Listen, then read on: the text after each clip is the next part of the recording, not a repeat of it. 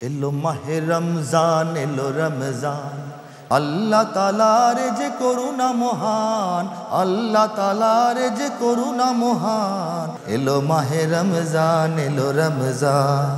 আসসালামু আলাইকুম ওয়া রাহমাতুল্লাহি ওয়া বারাকাতুহু। ইন্নাল হামদালিল্লাহ নাহমাদুহু ওয়া নুসাল্লি আলা রাসূলিহিল কারীম। সুপ্রিয় দর্শক, দেশের বাইরে যে যেখান থেকে এই মুহূর্তে আমাদের সাথে যুক্ত হয়েছেন সবাইকে স্বাগত জানাচ্ছি। আমি ওবায়দুল্লাহ আল কাফি। দেখছেন আপনাদের প্রিয় চ্যানেল নেক্সাস টেলিভিশনের রমজানের বিশেষ আয়োজন Madani house travels and tours নিবেদিত এলো মাহে রমজান। সহযোগিতায় ইরশাদুল উম্মাহ আল ইসলামিয়া ঢাকা, শেওড়াপাড়া মাদানী নেসাব মাদ্রাসা। সুপ্রিয় দর্শক, আপনারা আপনাদের কাজ রেখে নেক্সাসের পর্দায় চোখ রেখেছেন। আবারও আপনাদেরকে আমন্ত্রণ জানাচ্ছি এই চমৎকার আয়োজনে। আজকে কোন বিষয় নিয়ে আমরা আলোচনা করব? অন্যান্য দিনের মতো আজও থাকছে একটি চমৎকার বিষয়, আর তা হলো যাকাতের উদ্দেশ্য। আল্লাহ রাব্বুল আলামিন যে ফরজ বিধান আমাদেরকে দিলেন এবং দ্বীনের অন্যতম মৌলিক খুঁটি করলেন যাকাত, উদ্দেশ্যটা কি? আল্লাহ রাব্বুল আলামিনের প্রতিটি ইবাদত এবং প্রতিটি ফরজ বিধানের একটি রহস্য থাকে এবং একটি উদ্দেশ্য থাকে, যা মানবের কল্যাণেই ব্যবহৃত হয়।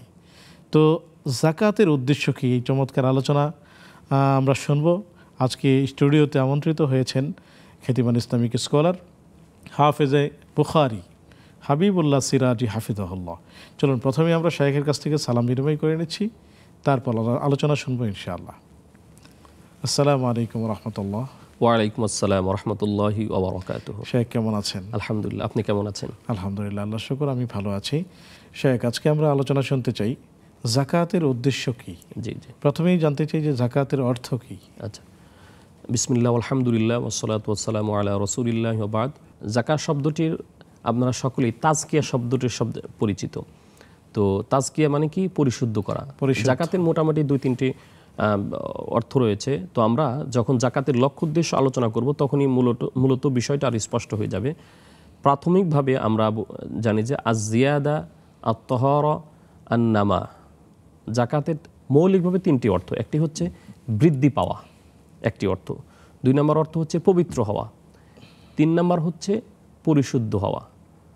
তো মূলত যেমন আমরা কোরআন মাজিদে আয়াত রয়েছে কদ আফলাহা মান তাযাক্কা, যে ব্যক্তি পরিশুদ্ধ করতে পারলো নিজেকে সে সফল হয়ে গেল। তার মানে এই তাজকিয়া শব্দটি থেকেই জাকাত শব্দটি এসেছে। অর্থাৎ তাজকিয়া শব্দের যে মূল অক্ষর, জাকাত শব্দেরও একই মূল অক্ষর। তার মানে যে ব্যক্তি মূলত নিজেকে, সম্পদকে, সমাজকে, সকল কিছুকে পরিশুদ্ধ করতে চায় জাকাতের মাধ্যমে, মূলত সেই পরিশুদ্ধ ব্যক্তি। এই জন্য যেহেতু জাকাতের মাধ্যমে সম্পদের পরিশুদ্ধি লাভ হয়, নিজের ভিতরে পরিশুদ্ধিতা আসে, এছাড়া সম্পদের বৃদ্ধিও পায়। এই কারণেই মূলত জাকাতকে জাকাত হিসাবে নামকরণ করা হয়েছে। শুকরিয়া শেখ। যাকাতের উদ্দেশ্যটা কি আসলে? জি, খুবই সুন্দর একটি প্রশ্ন করেছেন। আজকের আলোচনার মূল শিরোনাম এটি। যাকাতের মৌলিকভাবে 3টি লক্ষ্য উদ্দেশ্য। প্রথম লক্ষ্য উদ্দেশ্য হচ্ছে ব্যক্তি পরিশুদ্ধতা, অর্থাৎ নিজে পরিশুদ্ধ হওয়া। আল্লাহ রাব্বুল আলামিন বান্দাকে তার অনুগ্রহের কারণে, আল্লাহ রাব্বুল আলামিন নিজ অনুগ্রহে বান্দাকে সম্পদশালী বা ধনাঢ্য করেছেন। তো এটা সম্পদশালী করার সাথে সাথে তার উপর কিছু দায়িত্বও দিয়েছেন সেই সম্পদের ভিতর, আর সেটি হচ্ছে ওয়াফি আমওয়ালিহিম হাক্কুল লিসাইলি ওয়াল মাহরুম, যে সম্পদশালীর সম্পদে দরিদ্রদের অধিকার রয়েছে। সেই অধিকারটা কিভাবে আদায় করবে? জাকাতের মাধ্যমে। এটা যদি আদায় না করে তাহলে কি হবে? তাহলে সে নিজে অপরিশুদ্ধ থাকলো। সেটা কিভাবে? রাসূল আকরাম সাল্লাল্লাহু আলাইহি ওয়াসাল্লাম হাদিসে বলেছেন হাসসিনু আমওয়ালাকুম বিযাকাত, যে তোমরা জাকাত প্রদানের মাধ্যমে তোমাদের সম্পদকে পরিশুদ্ধ করো, তোমাদের সম্পদকে পরিশুদ্ধ করো। তার মানে প্রথম যেটি বিষয় সেটি হলো জাকাতের মাধ্যমে ব্যক্তি আগে তার সম্পদকে পরিশুদ্ধ করবে। কিভাবে করবে? যে আপনারা সকলেই জানেন যে একজন সম্পদশালীর ব্যক্তি সম্পদে শুধু তার অধিকার নেই, সেখানে গরিব দুঃখীদের অধিকার রয়েছে। তো গরিবের অধিকার যখন আপনি দিয়ে দিলেন তখন আপনার সম্পদটা থাকলো, এখানে আপনারই সম্পদ রয়েছে। কিন্তু যখন একজন ব্যক্তি জাকাত না দিল তখন সে ওই দরিদ্রদের বা গরিব দুঃখীদের সম্পদও সে নিজে খেলো। এই জন্য কোনো ব্যক্তির উপর জাকাত ফরজ হয়েছে, সে যদি জাকাত না দেয় তাহলে পক্ষান্তরে সে নিজেই জাকাত খায়, কারণ তার সম্পদে তো অন্যের হক রয়েছে, সে সেই হক আদায় না করে সে নিজে খাচ্ছে। তো এই জন্য আমরা জাকাত আদায় করব আমাদের নিজেদের প্রয়োজনে আমাদের সম্পদের পরিশুদ্ধতার জন্য আমরা জাকাত আদায় করব। তাহলে আমরা এই আলোচনার মাধ্যমে বুঝতে পারলাম যে জাকাতের প্রথম যেটা লক্ষ্য উদ্দেশ্য সেটি হচ্ছে সম্পদের পরিশুদ্ধতা, দ্বিতীয় হচ্ছে নিজের পরিশুদ্ধতা, অর্থাৎ যিনি জাকাত দিবেন তার পরিশুদ্ধতা। তো এটা কিভাবে? রাসূল আকরাম সাল্লাল্লাহু আলাইহি ওয়াসাল্লাম অসংখ্য হাদিসে এই কথা বলেছেন। তার আগে আমি কোরআনের আয়াতটি আপনার সামনে উপস্থাপন করি। আল্লাহ রাব্বুল আলামিন বলছেন, আল্লাযী ইউতি মালাহু ইয়াতাযাক্কা, যে ব্যক্তি তার সম্পদকে দেয় এই উদ্দেশ্যে যে সে এর মাধ্যমে তাজকিয়া অর্জন করবে। তার মানে বোঝা যাচ্ছে যে আল্লাহ রাব্বুল আলামিন জাকাতের মাধ্যমে শুধুমাত্র সম্পদের পরিশুদ্ধতাই করবেন না, যিনি জাকাত দেবেন তারও পরিশুদ্ধ হওয়া দরকার। এই জন্য রাসূল আকরাম সাল্লাল্লাহু আলাইহি ওয়াসাল্লাম সাদাকাতুল ফিতর এটাও একটি জাকাত, সেটি আলোচনা করতে গিয়ে বলেছেন, যেটা হাদিসে এসেছে, ফারাদ রাসূলুল্লাহ সাল্লাল্লাহু আলাইহি ওয়াসাল্লাম যাকাত আল ফিতরি তুহরাতান লিস-সাইমি মিনাল লাগভি ওয়ার রাফাসি ওয়া তু'মাতান লিল মাসাকিন, যে এই সাদাকাতুল ফিতর বা এ জাতীয় যে দান সংক্রান্ত যে ইবাদত আছে এটার লক্ষ্য উদ্দেশ্য দুটি। একটি হচ্ছে তুহরাতান লিস-সাইম, যে ব্যক্তি দান করবে তার পরিশুদ্ধতা, মিনাল লাগভি ওয়ার রাফাসি, যে সে যেহেতু অনেক অশ্লীল কথা বলেছে, অশ্লীল কাজ করেছে, অনাচার করেছে, এগুলা থেকে মুক্তি লাভের জন্য আল্লাহ রাব্বুল আলামিন তো এই জাকাত বা সাদাকাতুল ফিতর নামক এই অর্থনৈতিক ইবাদতগুলো দিয়ে থাকেন। অত'মাতান লিল মাসাকিন, শেখ আমরা অত'মাতান লিল মাসাকিন এই জায়গা থেকে আসবো একটি বিরতি নিয়ে ইনশাআল্লাহ। সুপ্রিয় দর্শক, দেখছেন আপনাদের প্রিয় আয়োজন Madani house travels and tours নিবেদিত এলো মাহে রমজান, সহযোগিতায় ইরশাদুল উম্মাহ আল ইসলামিয়া ঢাকা, শেওড়াপাড়া মাদানী নেসাব মাদ্রাসা। সময় হলো আরও একটি বিজ্ঞাপন বিরতিতে যাবার, ফিরছি একটু পর, আমাদের সাথেই থাকুন। আল্লাহ তাআলার যে করুণা মহান, এলো মাহে রমজান, এলো রমজান। আসসালামু আলাইকুম ওয়া রাহমাতুল্লাহি ওয়া বারাকাতুহু। সুপ্রিয় দর্শক, বিরতির পর সাদর আমন্ত্রণ জানাচ্ছি আপনাদের প্রিয় আয়োজন Madani house travels and tours নিবেদিত এলো মাহে রমজানের সহযোগিতায় ইরশাদুল উম্মাহ আল ইসলামিয়া ঢাকা। আলোচনা করছেন শেখ হাবিবুল্লাহ সিরাজি, সাথে আছে আমি ওবায়দুল্লাহ আল কাফি। চলুন আমরা শেখের কাছেই চলে যাচ্ছি। শেখ বলছিলেন অত'মাতান লিল মাসাকিন। জি, আমরা জাকাতের যে দ্বিতীয় লক্ষ্য উদ্দেশ্য সেটি আলোচনা করতে গিয়ে বলেছিলাম যে দ্বিতীয় লক্ষ্য উদ্দেশ্য হচ্ছে সম্পদ, ব্যক্তির পরিশুদ্ধতা। তো ব্যক্তির পরিশুদ্ধতা কিভাবে করবে?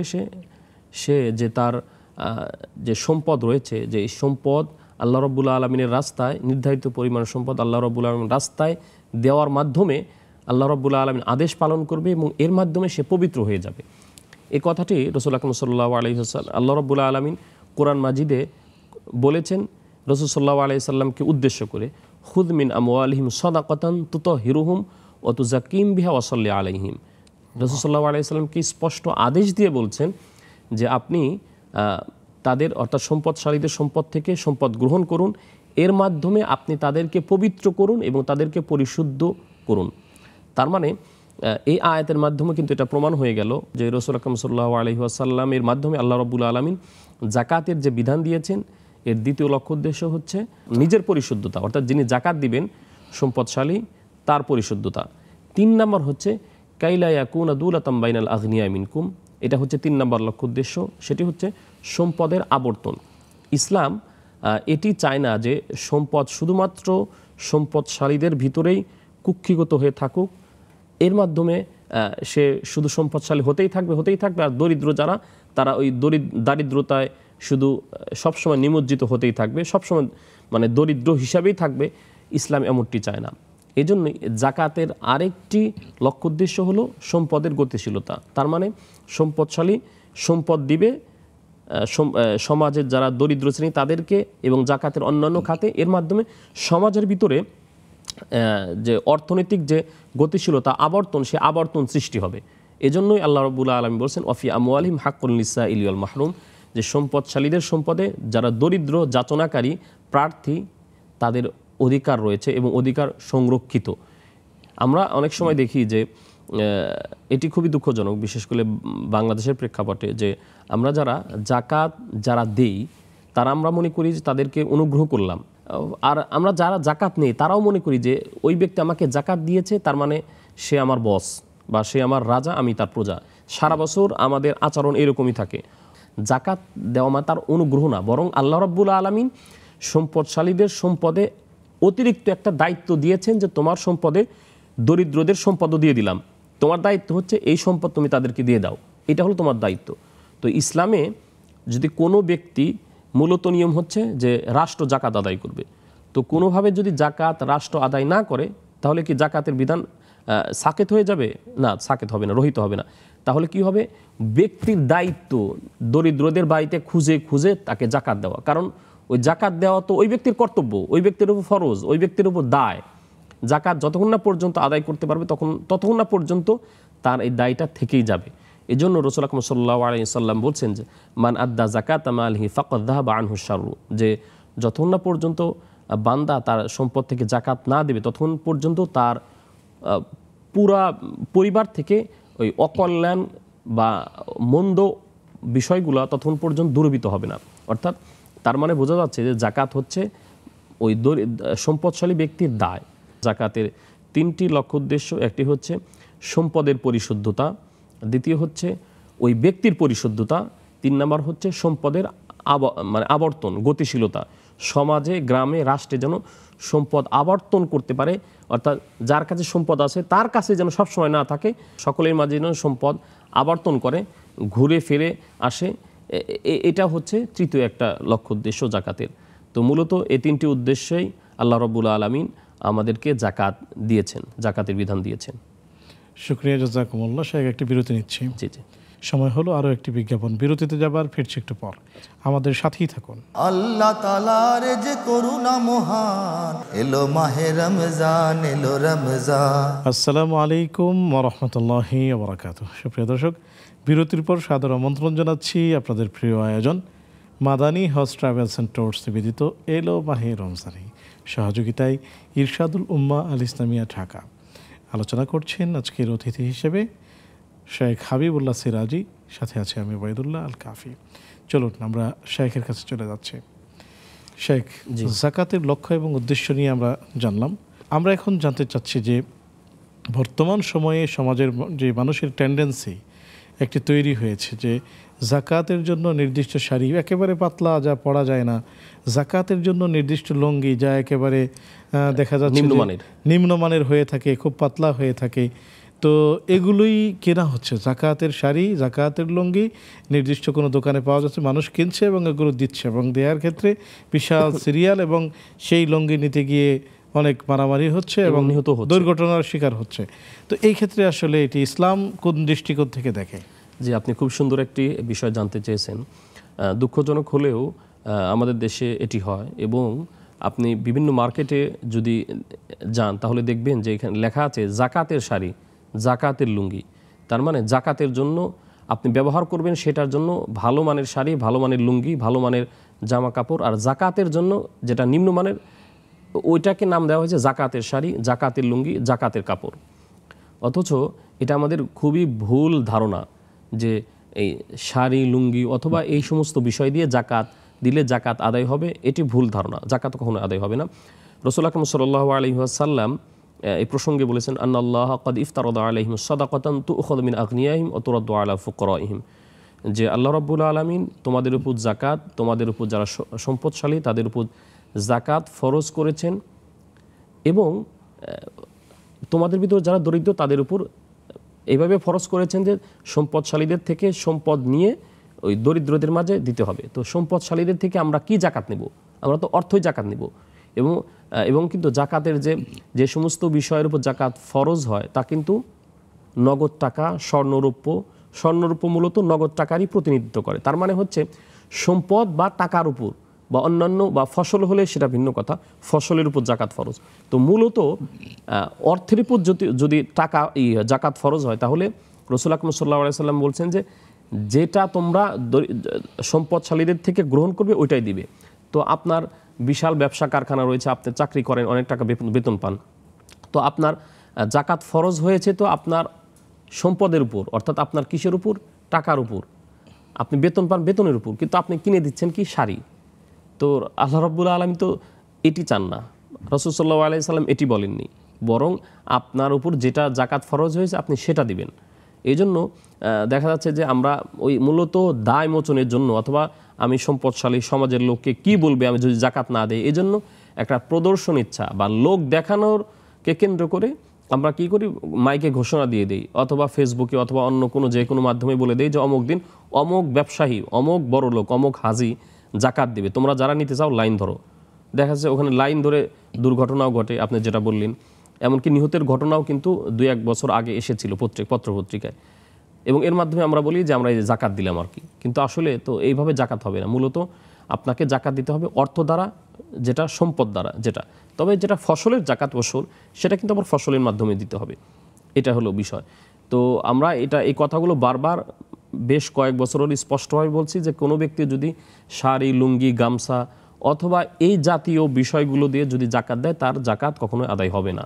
এটা হলো শতসিদ্ধ কথা, এটা হলো একটা প্রমাণিত কথা, এবং এটাই সহিহ সুন্নাহর কথা আর কি। শুকরিয়া।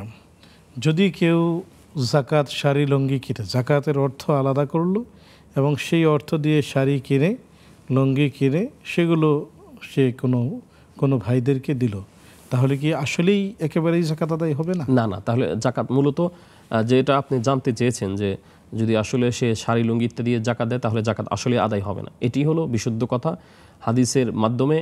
এবং হাদিসের যে কথার টোন, এখানে স্পষ্টই তো বলা হচ্ছে যে তুমি সম্পদশালীদের থেকে যেটা নিবে, তার মানে কি সম্পদই তো নিব আমি, সম্পদ নিয়ে ওটাই দরিদ্রদের মাঝে তুমি বিলিয়ে দিবে, বিতরণ করবে। মানে আপনি আপনার ব্যবসায় জাকাত হয়েছে অর্থ, টাকা, আপনি যখন হিসাব করেন, অর্থাৎ আপনার একটা কারখানা আছে, ব্যবসায়িক কারখানা, সেখানে গার্মেন্টস আছে, মানে ফর এক্সাম্পল, সেখানে আপনি জাকাত দেওয়ার জন্য আপনি কিন্তু হিসাব করেন যে আমার এখানে এই পরিমাণ সম্পদ আছে, এত টাকার সম্পদ আছে, তাহলে আপনি হিসাব করলেন টাকার, তো আপনাকে মূলত মৌলিকভাবে আপনাকে জাকাত টাকারই দিতে হবে আর কি, অর্থেরই জাকাত দিতে হবে। এখানে আপনি ওই একজনকে একটা শাড়ি দিলেন, একজনকে একটা পাঞ্জাবি দিলেন বা গামছা দিলেন, লুঙ্গি দিলেন, এভাবে জাকাত আদায় হবে না আর কি। শুকরিয়া, জাযাকুমুল্লাহ। আমাদের সমাজে বর্তমানে এটা খুবই দেখা যায় যে মানুষ এটিই করছে। বাংলাদেশের যে পরিমাণ মানুষের উপর জাকাত ফরজ হয়েছে, যদি তারা সবাই জাকাত দিত তাহলে বাংলাদেশের যে এই দরিদ্র মানুষের যে অবস্থান, সেখানে কি সংস্কার সাধন সম্ভব হতো কি না, আপনি কি মনে করেন? জি, অবশ্যই। দুঃখজনক হলেও সত্য যে আসলে আমরা জাকাত না দেওয়ার জন্য বিভিন্ন উসিলা খুঁজি, এবং শুধু শহরে না, গ্রামেও অসংখ্য মানুষের উপর জাকাত ফরজ হয়েছে, ফরজ আছে, কিন্তু আসলে আমরা বিভিন্ন কারণে, বিভিন্ন অজুহাতে আমরা জাকাত দিই না। আর শহরে তো অসংখ্য অগণিত মানুষের উপর এই জাকাত ফরজ, অসংখ্য অগণিত মানুষের জন্য এই জাকাত ফরজ। তো যদি আমরা প্রপারলি, পারফেক্টলি যদি এই জাকাতগুলো সঠিকভাবে আদায় করতাম, তাহলে অবশ্যই মানে একটা বৈপ্লবিক পরিবর্তন আসতো। যদিও জাকাতের এই আদায় করা, বন্টন করা বা এই কাজটি মৌলিকভাবে রাষ্ট্রের কাজ এবং এটা রাষ্ট্রীয় ফরজ, মৌলিকভাবে রাষ্ট্রের কাজ। তো রাষ্ট্র যদি এটা আদায় না করে তাহলে রাষ্ট্র অবশ্যই দোষী সাব্যস্ত হবে, এবং রাষ্ট্রীয় এই কাঠামোতে, এই রাষ্ট্রীয় ব্যবস্থাপনায় যারা রয়েছে তারা অবশ্যই আল্লাহর দরবারে জবাবদিহি তাদের করতে হবে। কিন্তু রাষ্ট্র যদি না করে, এটা কিন্তু আমাদের ফরজিয়াত থেকে, আমাদের দায়িত্ব থেকে কিন্তু কখনো হবে না, আমাদের জবাবদিহিতা থেকে, আমাদের দায় থেকে কখনো এটা সাকেত হবে না, রহিত হবে না, এটা আমরা কখনো মুক্তি পাবো না। রাষ্ট্র না দিলে আমাদেরকে দিতেই হবে। জাযাকুমুল্লাহু খায়রান, সুন্দর আলোচনা আমাদেরকে উপহার দেওয়ার জন্য। জি, সুপ্রিয় দর্শক, এই ছিল আজকে আমাদের আয়োজন। আগামী পর্ব দেখার আমন্ত্রণ জানিয়ে আজকের মতো বিদায় নিচ্ছি। সে পর্যন্ত ভালো থাকুন, সুস্থ থাকুন। আসসালামু আলাইকুম ওয়া রাহমাতুল্লাহি ওয়া বারাকাতুহু। এলো মাহে রমজান, এলো রমজান, আল্লাহ তাআলার যে করুণা মহান, আল্লাহ তাআলার যে করুণা মহান। এলো মাহে রমজান, এলো রমজান, আল্লাহ তাআলার যে করুণা মহান, আল্লাহ তাআলার যে করুণা মহান। এলো মাহে রমজান, এলো রমজান।